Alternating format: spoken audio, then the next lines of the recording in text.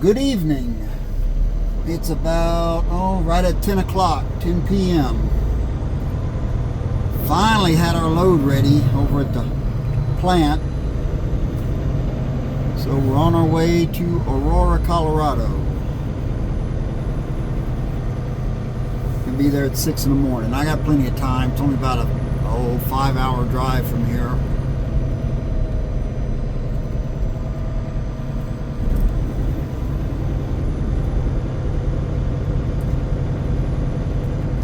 Got the load picked up, got some fuel.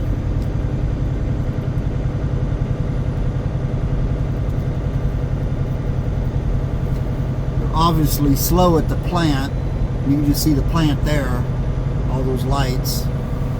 You see there's 2 bobtails sitting here, and there's one back there. So there's not very many guys waiting on loads,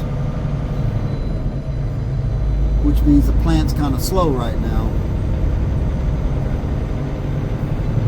Didn't stop them from taking forever to get my load ready. I mean, they got it technically ready on time. They got it ready before the what they call the drop dead time. You know, there's a certain amount of time they're supposed to have the loads ready. Normally they have them ready earlier than that. They had till 9:30 to get this one ready, and they had it ready by, well, around 9 o'clock. By the time I went over there and got it picked up, come over here, got fuel, etc. Yeah, it's right at 10 o'clock right now. But like I said, we got plenty of time. Not a huge rush. What is this guy going to do? Are you going to go straight? Are you going to turn?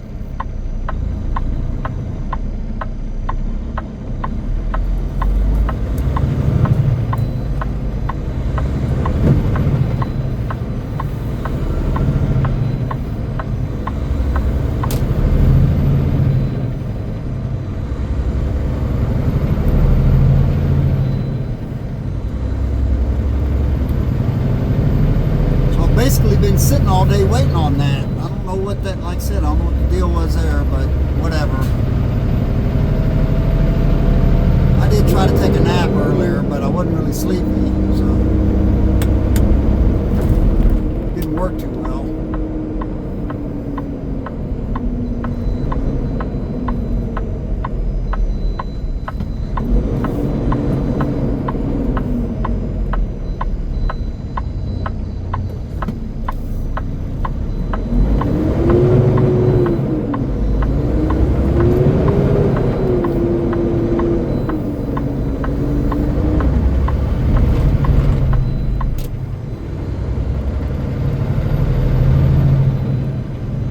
We do a lot of overnight runs at this place. That's why we have a hard time finding good drivers. A lot of guys just don't want to run overnight. And I get that, you know. Me, I don't care. Day, night, doesn't really matter. We're in Holcomb, Kansas, by the way. There's the plant up there in front of us.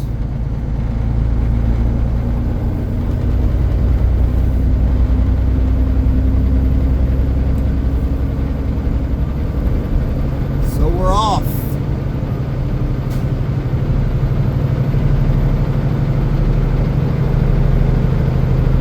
Going to the Costco warehouse.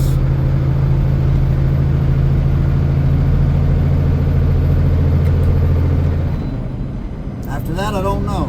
They hadn't told me. Usually I know ahead of time what I'm doing.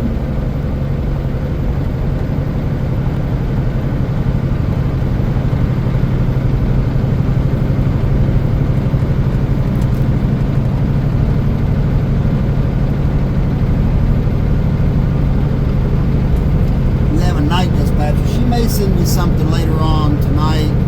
Or if not, send me something in the morning.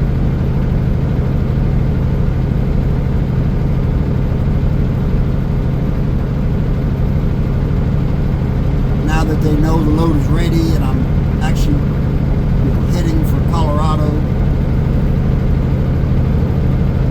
down to about 26 hours on my 70-hour clock. hoping they give me a load over in Lexington, Nebraska, down to Amarillo, Texas. By the time I get down there, by the time I get to Lexington, get down to Amarillo, I'll probably be about ready for a 34.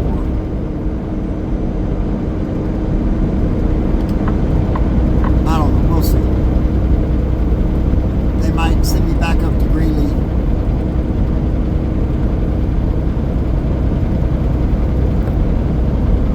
Spot I've got on the, yeah, it is a spot. I just noticed that through the camera. There's a spot right there on my windshield or something. I know I hit the camera, sorry. Can't get it off. I'm running off out of my lane there, messing with it. I need to leave it alone. Safety first, as they say. I say safety third, but that's me.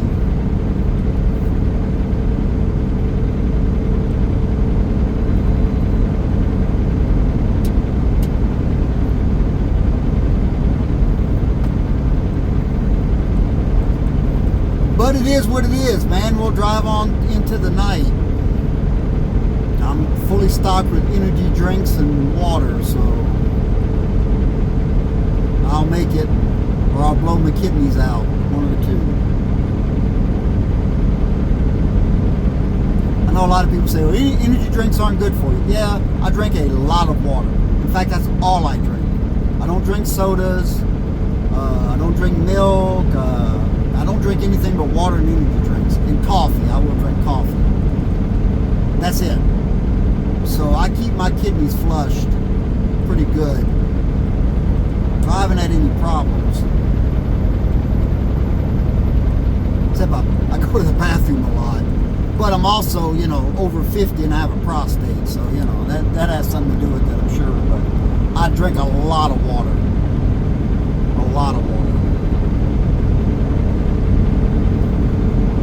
I haven't drank a soda in, God, I don't know. When's the last time I drank one?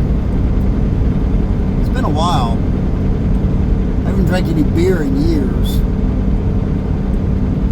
Probably the last time I worked here. Like, what, 2023 maybe the last time I drank a beer. I have nothing against it, I don't know, I just stopped. You know, I was able to lose a considerable amount of weight. And, yeah.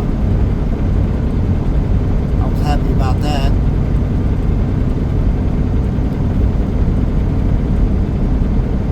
I don't know.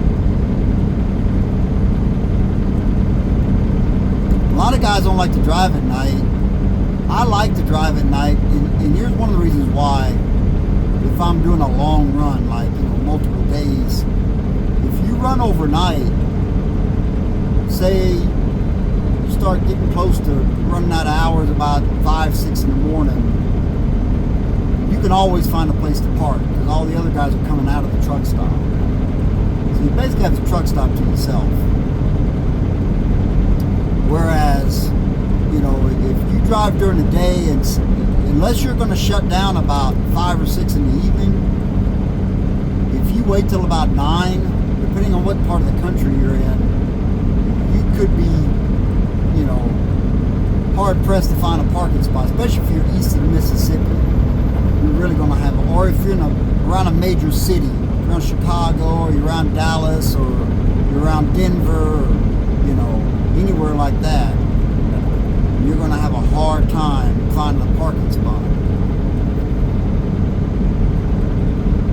But I get it. Like I said, a lot of guys, man, it's just, they get really sleepy. I've found if I do get, you know, start to feel a little bit drowsy, if you stop, get out, walk around the truck a couple of times, it really helps. Now, I mean, if you're just sleepy, so you're like, no, I just can't keep my eyes open, yeah, then you need to stop. You need to stop and get some sleep.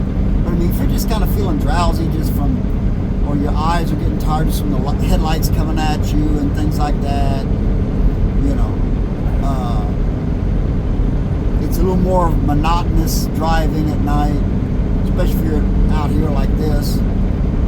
Yeah, get out, walk around, you know,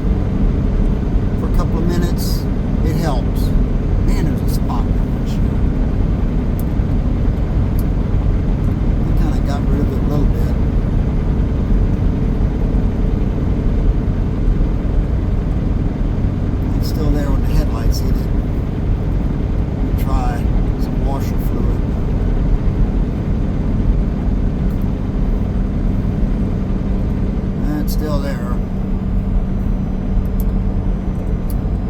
Sorry.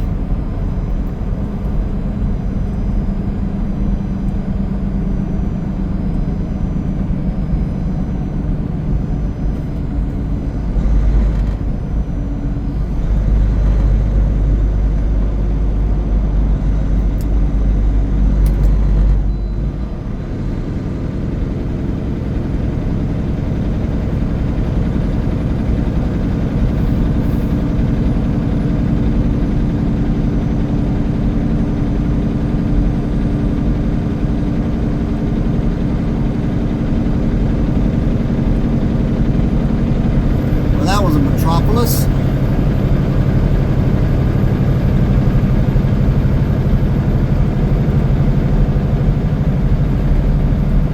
If it's daytime and I'm coming from Holcomb, Kansas to the Denver area, a lot of times I'll run straight up 83 to Oakley and get on I-70 and cut across. I don't deal with coming up here to 287 because in the daytime, man, anybody's run 287, say between Amarillo and Denver, once you get out of Texas, it's basically 2-lane almost the whole way. And there's a lot of traffic. They really need to make a 4-lane out of it. All the way through Colorado. At least from the Oklahoma line to Lyman to I-70, they need to make a 4-lane out of it. There's a lot of traffic, a lot of tourists. I got stuck behind a camper one time doing like 45 and a 65. I ended up having to pass them in a little town where it opened up the 4-lane. You ended up having the speed to do it because there's so much oncoming traffic and there's not enough passing lanes on it. They have built some more, but I couldn't get around them. We finally got up to what town it is, and there was a speed zone, obviously. And I looked up ahead of me as far as I could and didn't see a cop, and I did. I blew on around them. I had the speed to do it, but I got on around them in the town. You get a lot of like Raider Express and people like that who are going pretty slow, and it's just a very aggravating drive. Anybody's made that drive,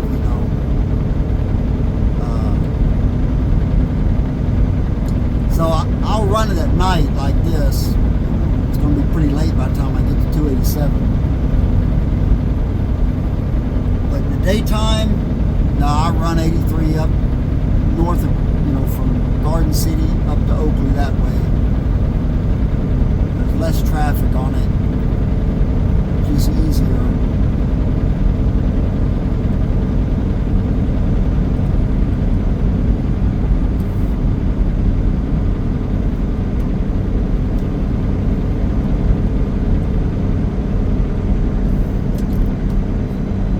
Wish they'd make a 4-lane out of it like they did in Texas.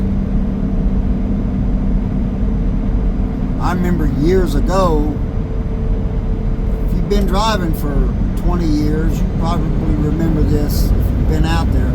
Years ago, they had they redid almost that entire road in Colorado.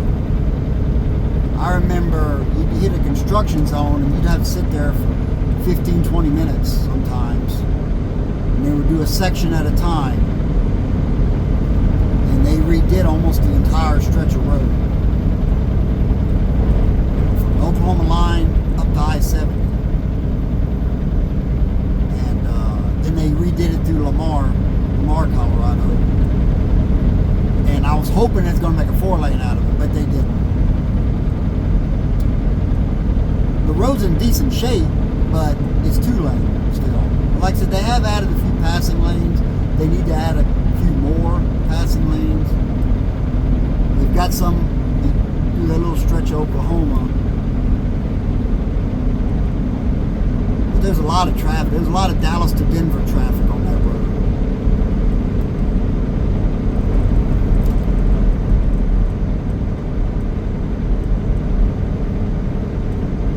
A lot of freight. Like I said, a lot of people traveling.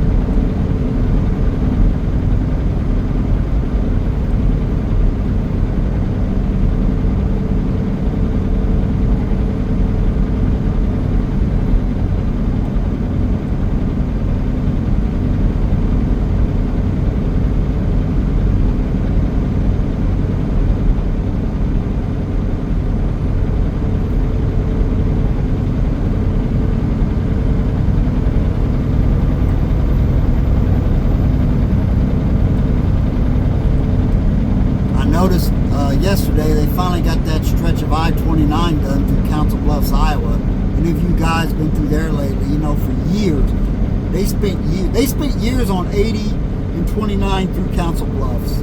I mean, literally decades. There's guys that retired off of that job, redoing that stretch of road. And then they were redoing I-29 from just north of Council Bluffs into town. And you had to get off the interstate and run the surface street, do a couple of red lights and such. It's kind of a pain. Not too bad at night, but in the daytime you get a lot of traffic. But they finally got that done.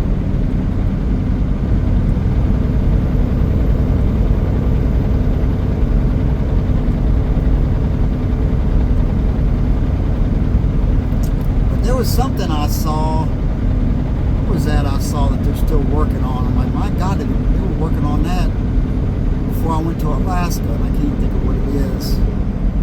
I don't know. It'll come to me.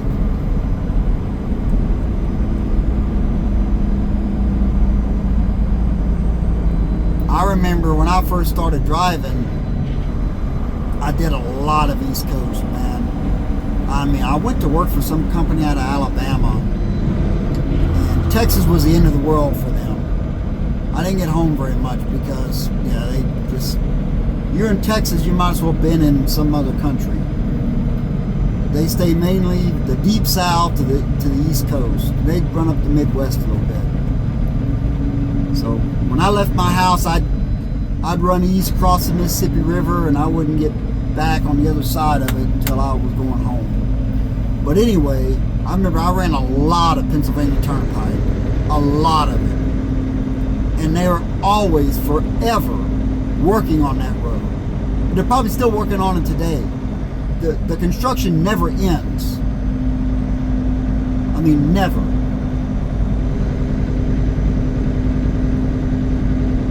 It's amazing. And I went to work for another company, and this is in the mid-90s, early to mid-90s. And I remember they came out with a thing, we're rebuilding the whole Pennsylvania Turnpike. If you guys have been driving for 30 years, you remember this. They're rebuilding the whole turnpike, the whole stretch, from Ohio to New Jersey. And they spent years doing it. And they did it.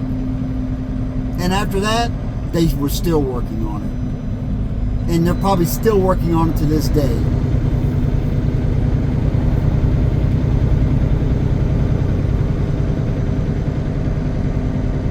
It's just one of those roads where guys, you know, the job gets passed down from father to son. You know, the father's been working on construction on that road, and then his son gets into the construction business, and he's working on the same job that his dad was working on, probably.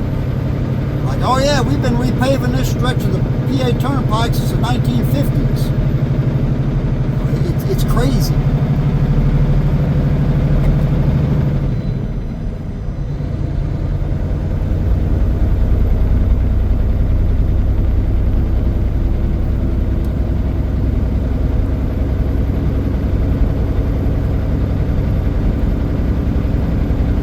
But I hadn't been on, you know what? I was going to say I hadn't been on in years. Last year, I took a load from Palmer, Alaska, all the way to Northern Virginia. I've got a video on here. Not a lot. I mean, I think most of my video is, I think I'm in Canada. I think some of it I'm in Alaska, and some of it, I did do a little bit down in the lower 48. But anyway, I went all the way to Northern Virginia, some little town right outside of D.C. I brought some machinery on a flatbed down there. Oh. I didn't have my bright lights on. Anyway, I'm trying to think if I ran it. No, I didn't run any of it. I ran some of I-70, but not the part of it that runs with the turnpike. I went through Maryland. I went into Pennsylvania, and then I cut down through Maryland, West Virginia, and then worked my way down into Virginia that way. Some 2-lane roads off in the hills, but have a turnpike transponder. We didn't have pre-pass. There's only one scale in Alaska that's got pre-pass.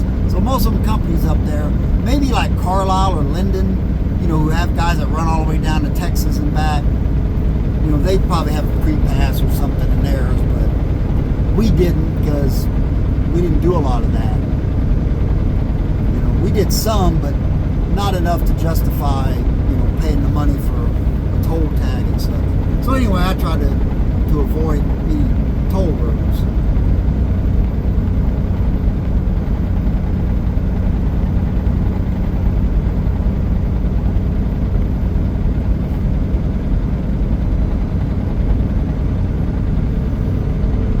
But I haven't actually been on the Pennsylvania Turnpike in probably decades. Yeah. That trip to Virginia last year was probably the first time I'd been that far east in, a long time. That was a long trip. From Palmer, Alaska to just outside of Washington, D.C. Yeah, that was a long trip.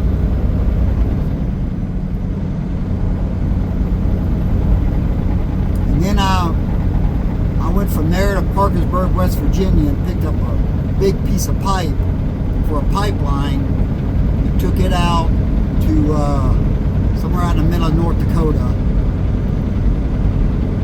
unloaded it. Then I went over to Fargo, North Dakota, and loaded a bunch of plastic pipe to go to Belgrade, Montana. Did it 34 on my way there. Unloaded that. I hated that. Plastic pipe. Any of you guys ever haul plastic pipe on a flatbed? My God, man. I was nervous the whole time that stuff was going to come off. Because you can only tighten it down so much. And it was like minus 20 outside. So that stuff was so slippery because it was just so hard from being so cold that when the guy went to unload it, he was sliding right off his forks. He had hell getting it unloaded. He said, I don't know what the problem is. He said, I unload this stuff all the time. I said, it's minus 20 out here, man. That stuff is hard. There's no give to it. I said, I was stressed the entire trip that I was going to lose. I was going to look back in my mirror and I was going to see plastic pipe bouncing all over on the interstate back there behind me. I hated hauling that stuff. Hated it. Absolutely. But I did it, got it there. Anyway, and then we had a yard in Billings, Montana, so I went over there and picked up a dry van trailer, and I put a pickup inside there, and I put some totes of oil and DEF to go back to our yard in Alaska, because he buys his stuff down there, and anytime we have a truck coming up, they send it up to us. Just cheaper. I mean, he sends the totes back on the truck going south.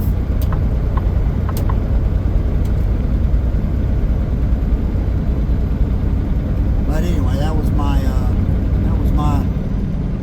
last trip to the lower 48. That was last winter, early last winter, and then I started running the haul road. I ran the haul road last winter.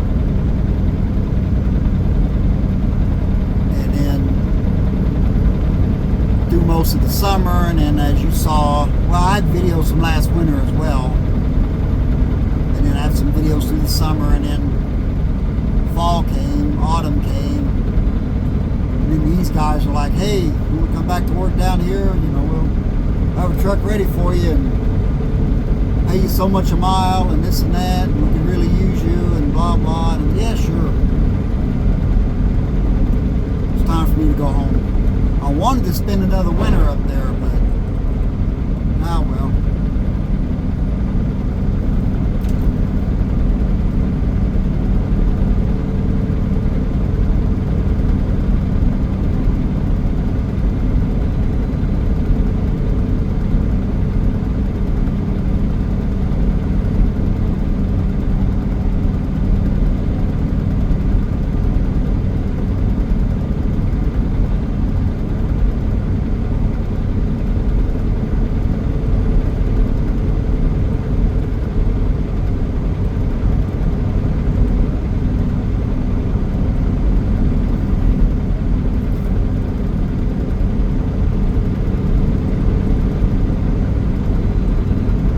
the way I like it right here.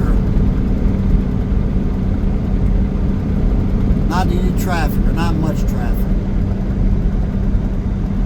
I can run like this all night. Doesn't bother me one bit.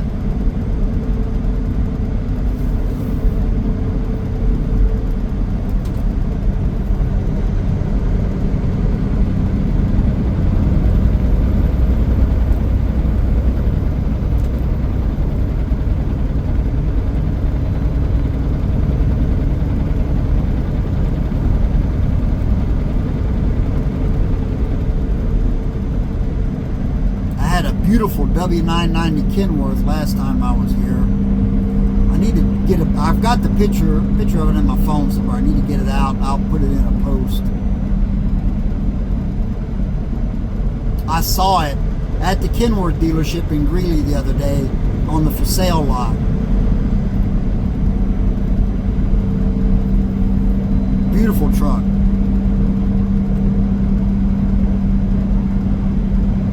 They only keep them here about 3 years and they get rid of them.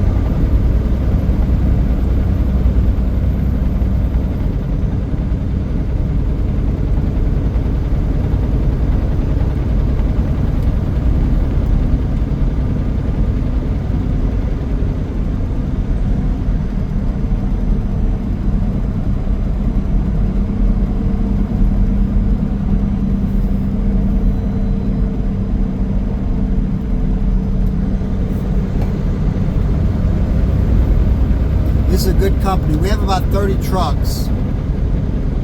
They had 50 when I worked here before, and I asked them, so how come you only have 30? I figured you'd have about 100 now. And it's no. Said 50 was getting a little too much to manage. It's a family company. And he's like, 30 is a nice number.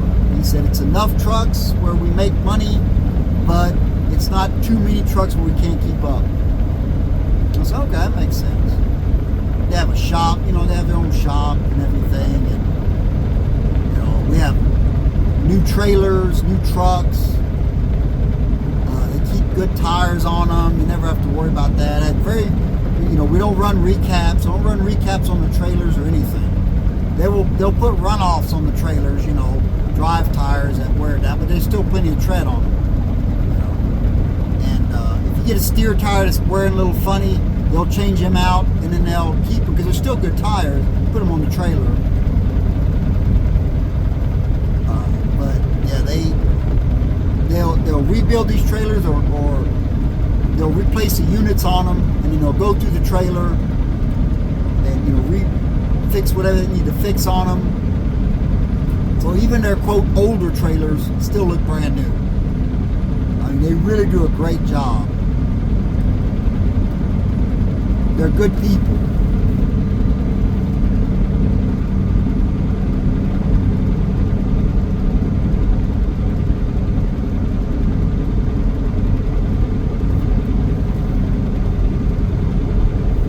Are they perfect? No. No company is. But, they do a good job. They got APUs on the truck. But they've also got the truck set up to idle for, like, if it's below zero outside, you don't want to turn the truck off or whatever. It's not one of these companies where, you can't idle the truck, it'll shut down. And then if your APU goes out and it's 110 outside, or if it's, 20 degrees outside, you're just screwed. And most of us, for the most part, I use the APU. I don't sit there and just needlessly idle a truck. If I'm going to sit somewhere for about 5 minutes or 10 minutes or something, yeah, you're not really saving any fuel turning that truck off, turning it back on 5 minutes later. But yeah, if I'm going to be somewhere an hour or something or better, yeah, I'm going to turn the truck off. Unless it's really cold.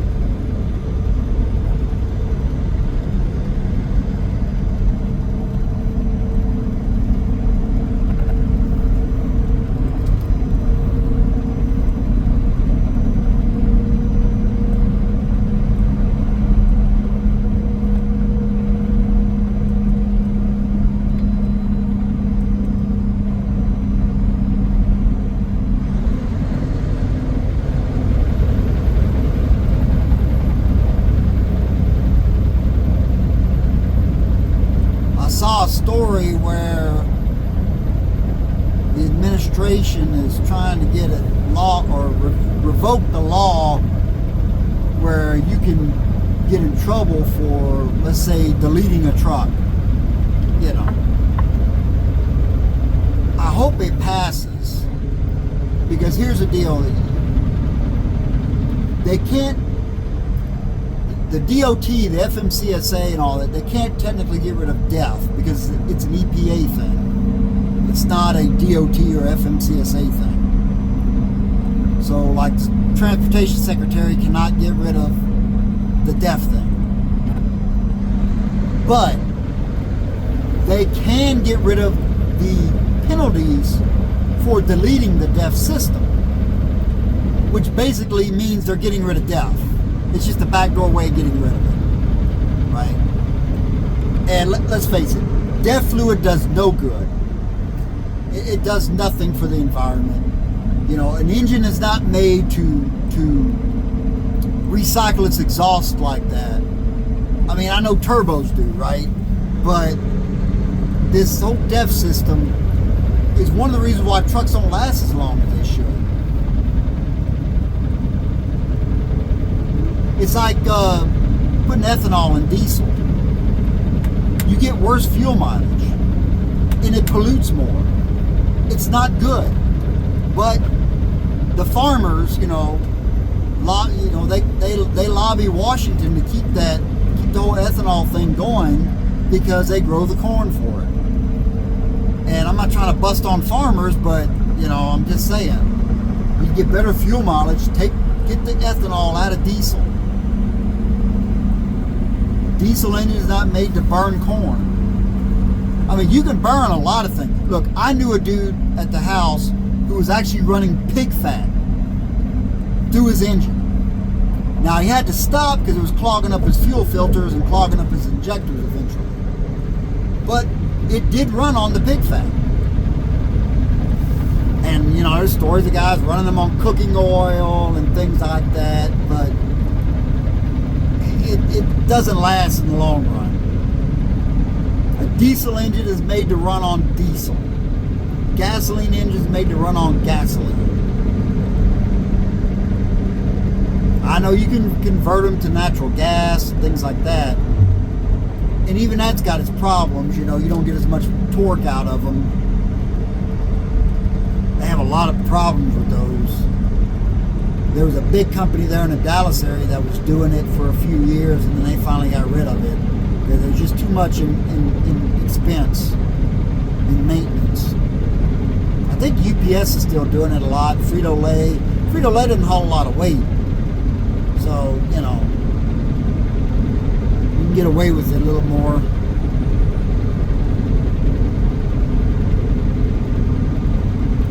But if they can get rid of the DEF, or AdBlue as they call it over in Europe, it's unnecessary. These engines burn so clean nowadays. There's just no reason for it. And if you've ever smelled the truck while it's regenning, it doesn't smell very good. And you're like, wow, that's supposed to be helping the environment, huh? Woo. Okay.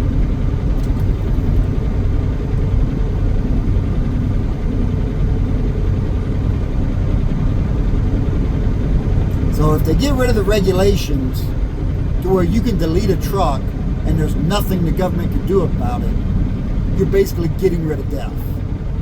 Now, I've always said you're going to have a hard time getting rid of DEF because these big truck stop chains have invested a lot of money in putting DEF tanks in the ground and setting up DEF pumps.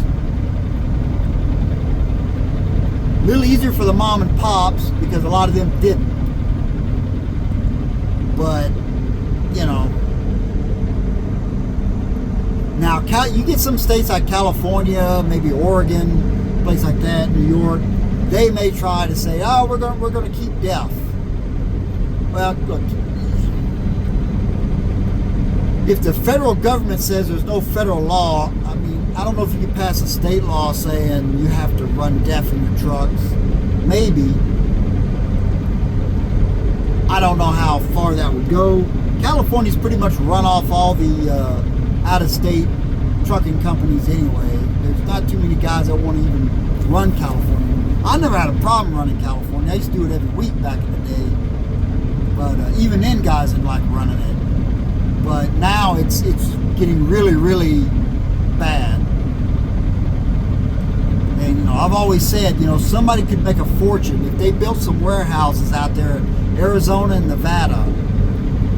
You know, Kingman on I-40 or Quartzsite down on I-10 or the 15 coming out of Vegas or up by Reno on 80, and just bring that stuff there, and they could have California truck come out there and pick it up, bring it into California. You know, and that may be what ends up happening.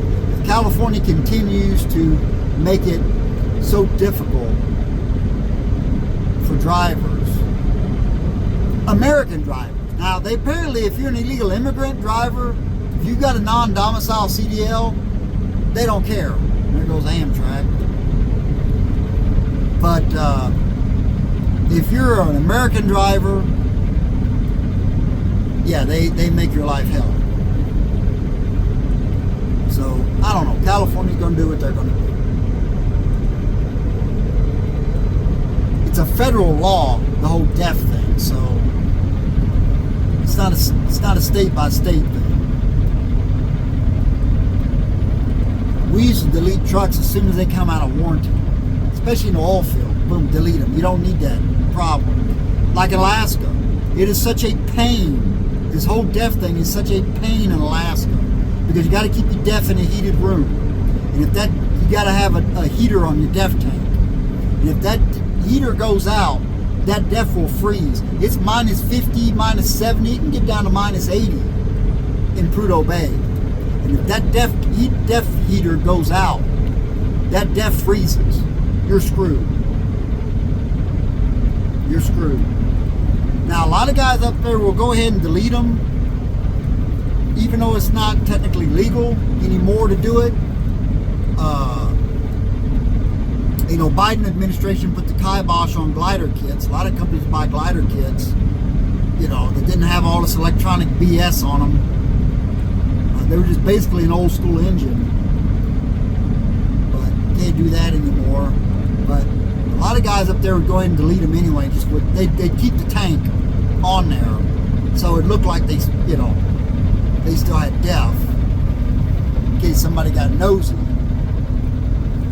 But it's such a pain up there, the whole deaf thing.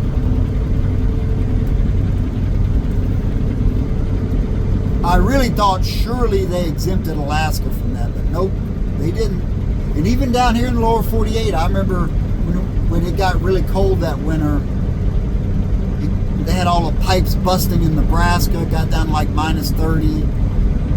My house in the Texas Panhandle, we got down to, I think, minus 15, and it got real cold. You couldn't get deaf for over a week. I went from St. Joe, Missouri to Rochelle, Illinois, get a drop and hook. I was working here. It went from there to Cheyenne, Wyoming, get a drop and hook. And then I went down here to Holcomb, Kansas. And I think that was the first time since I left Missouri I was able to get some deaf. I had to buy it by the jug here and there because it was froze up at the pumps.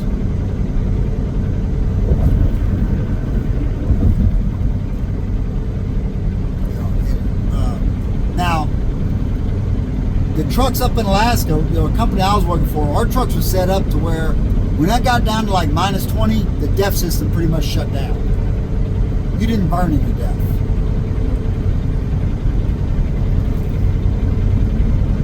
So that helped.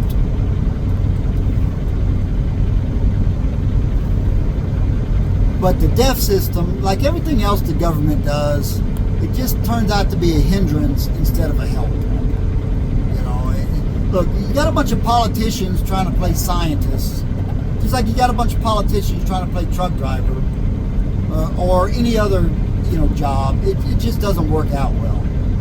There's a reason why the Founding Fathers wanted the federal government to have very little power over the citizens. They wanted most of your your laws that come from your local government. And that's why. A bunch of guys in Washington have no idea what you're doing, what your job entails, how to do your job, or what's the right way to do your job. They love to try to tell you, but they don't really know.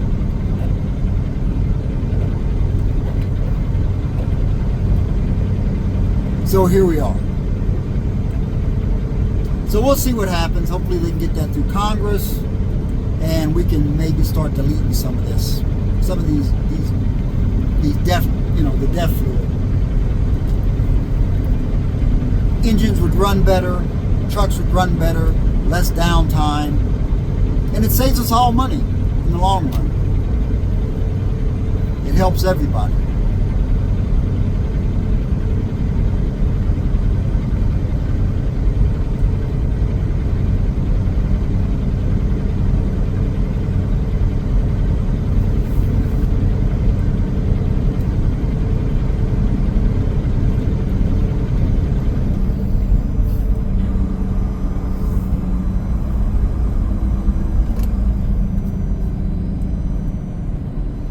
Says 40, school zone. Well, it's still 55, so I still got to slow down. Slow down for another little town. Syracuse, Kansas.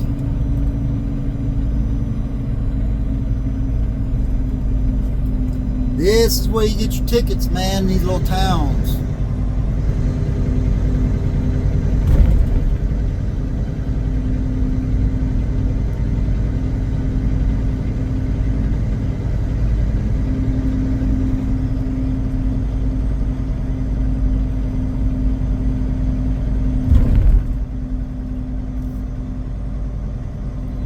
Why they don't have these red lights flashing at night.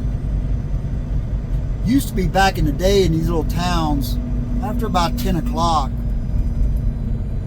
they would have the lights flashing because, there was little traffic. Even in the cities, if it was a cross street that just didn't have a lot of traffic at night, they'd go ahead and have them flashing till about 5 a.m. or so. Nothing's more irritating than sitting at a red light in the middle of the night and there's no cross traffic. Like this.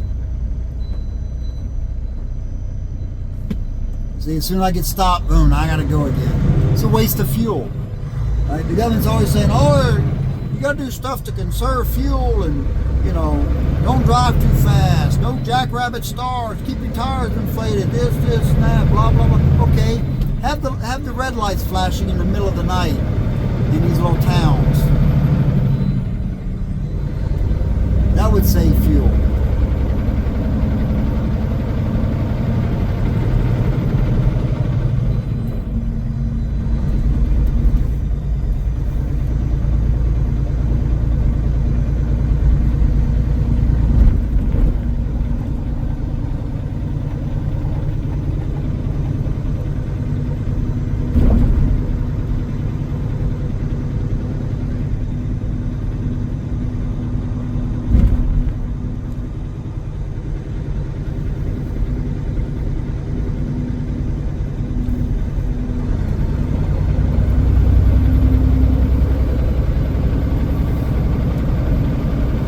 Coolidge, 14 miles. Anybody ever watched National Lampoon's Vacation, the first one back in the 80s, you should know Coolidge. It's where Cousin Eddie was from.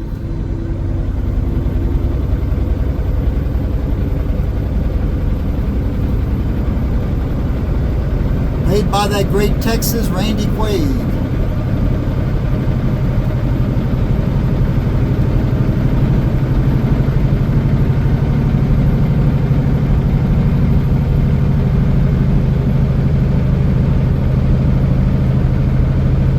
Somewhere in my videos, some of my older videos when I was driving an oil field, I think I have one where I drove through the crossroads there from the last scene of the movie Castaway. It's not far from my house, where Tom Hanks meets the lady rancher. Yeah, it's just, I don't know, it's probably about 40 miles from my house. I used to go through that crossroads all the time. People stop there, because there's nothing on that road. It's just out in the middle of nowhere. And every once in a while you'll see somebody pulled over right there and they're taking pictures. I'm like, what are you taking pictures of? There's nothing out here. But it's just the last scene of the movie Castaway, so. There used to be that ranch that he delivers a package at. There used to be a bed and breakfast there, and they had a little museum, but the bed and breakfast is closed.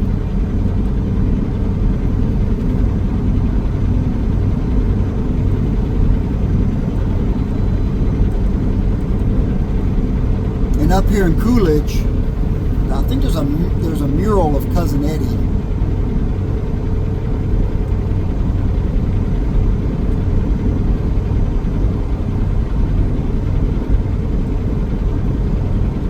Spot's driving me crazy. I can see it in the lens, in the camera. Can't really see it real good until you get headlights coming at you.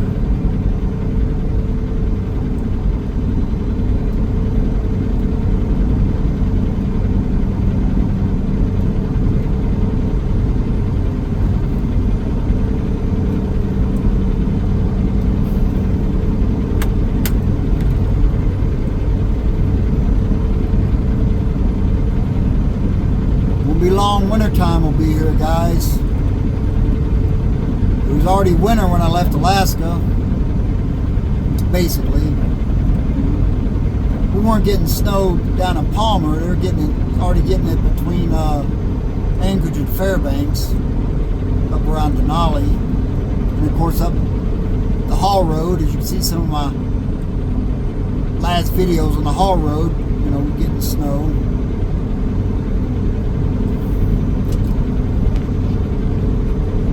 It's coming down here, it won't be long.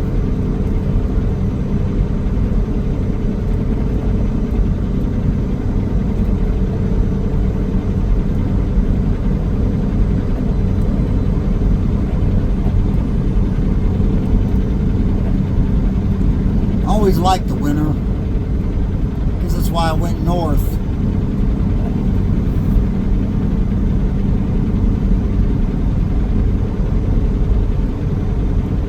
I spent early part of my career, well, once I got off that East Coast crap, from about 95 on, for a long time, I ran a lot of the Pacific Northwest, a lot up to Seattle and Portland, and then I'd run over to Wenatchee or Yakima and load apples, because in the wintertime, that's when the apples paid really good. I had my own truck back then, and man, the apples paid real good.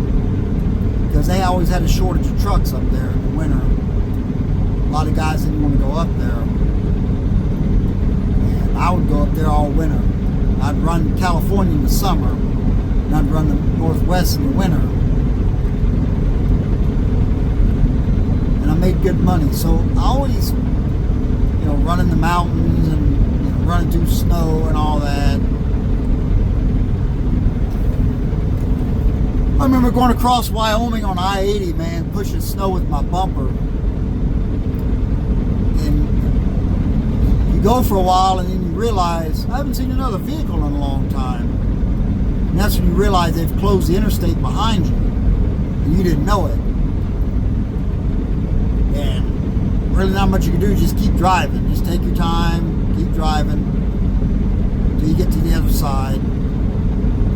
You know, usually they're between Laramie and Rollins a lot of times, around over Elk Mountain and such. They'd shut it down until they'd plow it off in the morning and open it back.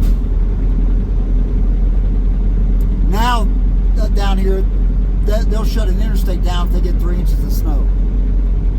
You know, they'll shut I-80 down in Nebraska. They get 3 inches of snow, they shut the interstate down. And you know, it's silly in a way. But another way you kind of understand it, because nobody knows how to drive in this stuff anymore. So everybody's always wrecking all the time. They can plow the road, plow it and salt it or sand it, and people just slide off the road. The snowflake hits their windshield. Next thing you know, they're in a ditch. You're like, what the hell, man? Anyway, I don't want to get into all that, but I'm just saying, you know. But sometimes you go across Wyoming on 80 and the road's open when you go on through Laramie, but they close it behind you and you don't realize it for a while until you notice you don't see much traffic anymore, and they're not plowing the road, and the snow's getting pretty deep, and you don't want to try to get off the interstate because you can't tell the difference between the pavement on the off-ramp and the ditch, and you end up in a ditch. You're better off just going slow and taking your time and just getting across to the other side. Get over there to Rollins or something, or you get over there where they're plowing, the road's open and they're plowing, and then you're all right.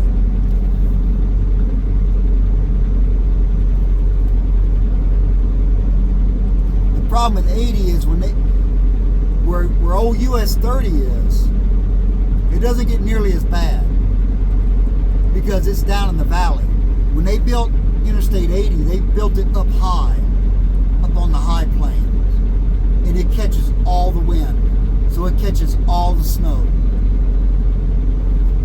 and so it's worse than OU. That's why sometimes 80 would be closed, but US 30 would be open, and a lot of guys just run 30. I've done it, and it's not nearly as bad.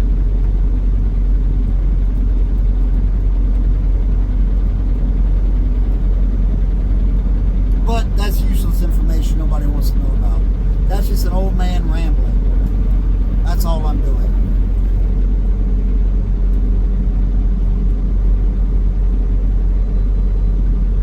I need to do a live stream. Maybe on my 34. Whenever I do a 34, I might do a live stream. I don't know. I'll see. I'll see when and where I'm going to do a 34 at.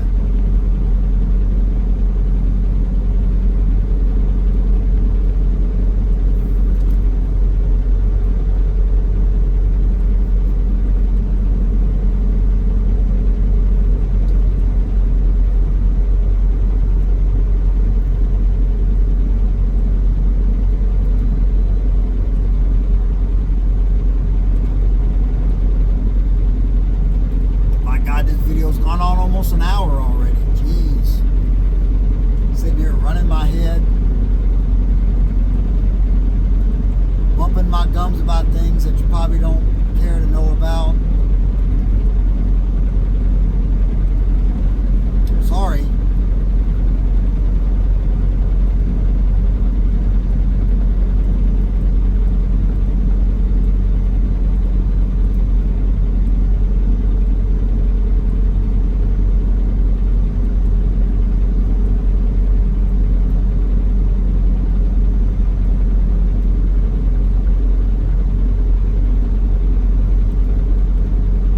In those days, though, like I was talking about, this job used to be fun.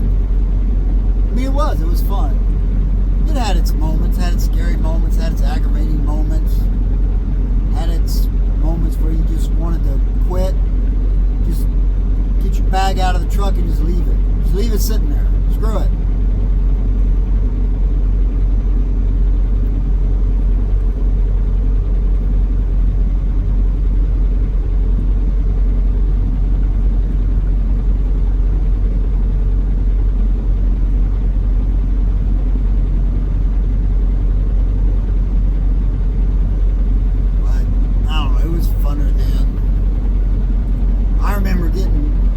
I was in Montana, come out of Wenatchee, Washington. I forget where I think I was going all the way down to Miami. I used to do a few of those loads, running apples from Wenatchee, Washington, all the way down to Miami to the produce market. That was a hell of a trip. But I only had about 15 minutes left to drive. This paper log days. But I was going to play it legal. You know, I was really looking for a place to park. I was telling my then girlfriend at the time that used to ride with me. I said, yeah, we need to find a place to park. And I knew the way station was coming up. And it was open. And it's Montana, so they're going to pull you in because I don't know what Montana did. They're not very fond of trucks in Montana for some reason. I don't know. I've had a lot of trouble in Montana. Well, I don't want to say a lot of trouble. But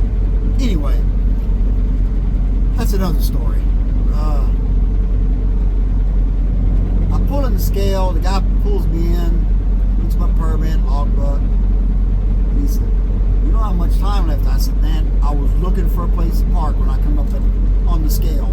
I really was." And he said, "I said, okay." He said, "Well, look, a couple exits down, there's a truck stop." He said, "I don't know if there's parking in there or not. It's kind of late at night." But he said, "Nah, you can stop there and take a," back then it was an 8 hours. We were still running 10 hours on, 8 hours off. You can either park there and take an 8-hour break, or you can park there and open up in the logbook and cheat real good." He said, "I don't really care. As long as it looks good when I look at it." I said, "Okay." And anyway, I did. I went to bed, though, because I was tired. We'd been up all day and night. But it was just funny, you know, the cop, "Hey, you can take your break or you can cheat. Whatever, you know, whatever." And that's why a lot of the cops worked back then. They tell you, say, "Look, I don't care what you do, as long as when I look at your logbook, it looks legal. That's all I care about. What you do before and after that, you know, that's whatever." Here it is, the big city of Coolidge. And somewhere up here, on the side of a building, is a mural picture of Cousin Eddie from the movie National Lampoon's Vacation. The first one, the only good one. They're all crap after that.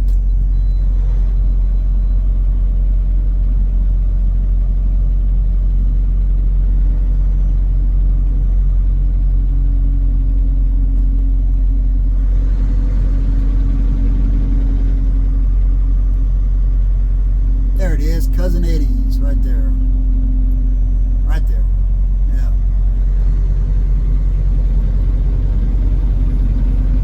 It's not much of a town. I mean, there's nothing here. But, you know, they're proud of being the home of Cousin Eddie.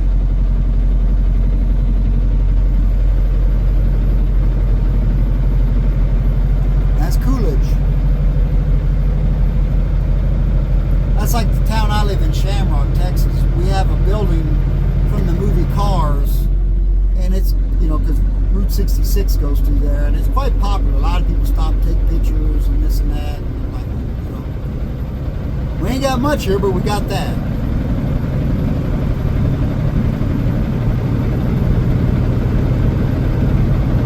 Anyway, I'm gonna go ahead and end this video now. It's been almost an hour. Maybe we'll do another one tomorrow. I say tomorrow, I don't know when I'm going to upload this one.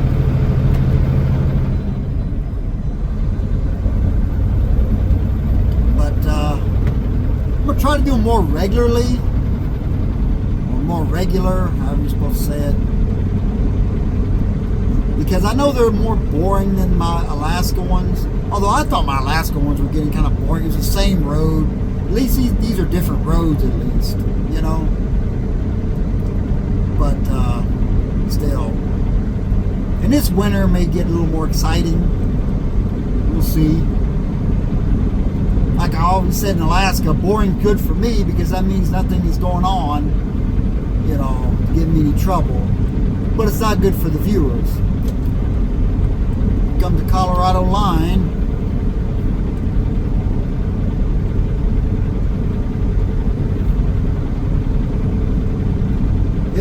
Broward County. Welcome to colorful Colorado. Well, not colorful it is, but whatevs.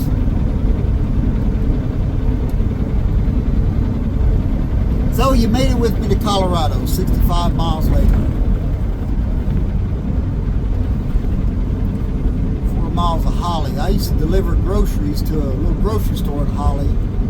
We used to do some stuff out of the affiliated warehouse in Amarillo, and this was part of their territory. They did, you know, pretty much West Texas, Oklahoma, Kansas, Colorado, and such. All the little affiliated grocery stores, these little towns.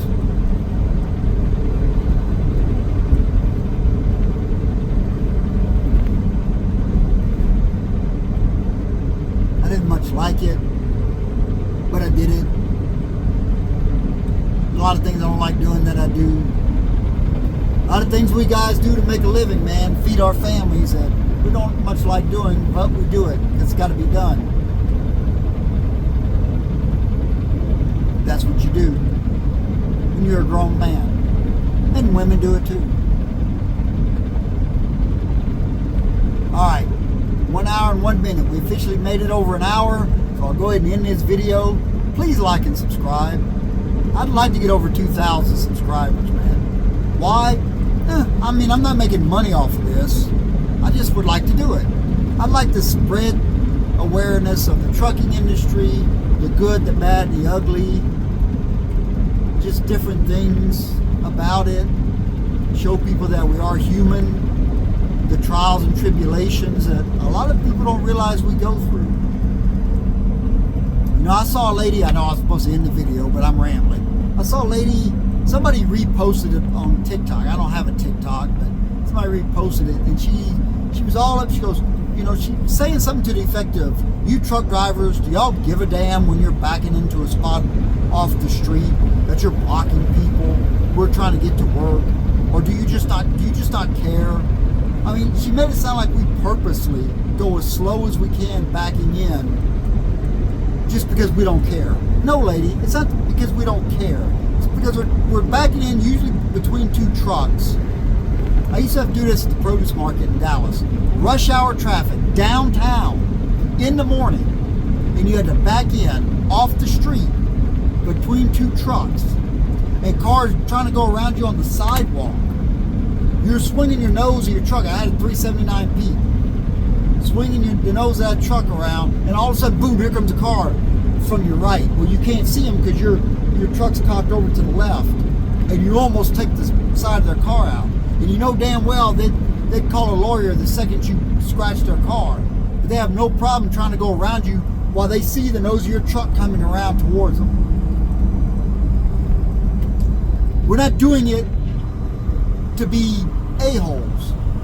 We're doing it because we're having to back in between two trucks early in the morning with all kind of traffic coming at us, people rushing us. We got to do what we got to do. So no, we're not, it's not fun. It's nothing personal. But I guess some people believe that. That it's just, I don't know, it's just one big Smokey and the Bandit movie. We're not doing anything. We're just going up and down the road, man. We're just going up and down the road. We're not hauling anything. All your stuff just gets to the store magically, right? Just the freight ferry brings it overnight. The food in the grocery store, all the stuff in the department stores, your clothes, your cars, whatever. It all comes by ferry, right? And I don't mean a ferry as in a boat. I mean a ferry with wings. That's what they think. I've heard people say, well, why don't we just bring it all by train? Well, there's not a train track behind every business, like I said in my last video. So yeah, that kind of doesn't work. Even the stuff that is originated by train has to go on a truck eventually.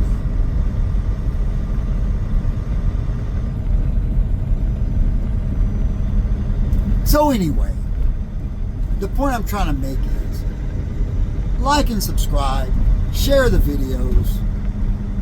People need to know what we do, why we do it, why certain things are done a certain way.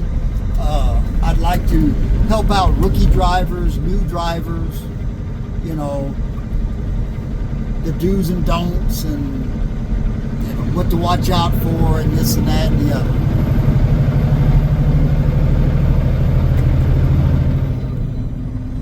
So that's all I'm trying to say. I'm going to shut up now. I appreciate you watching. We'll see you next time.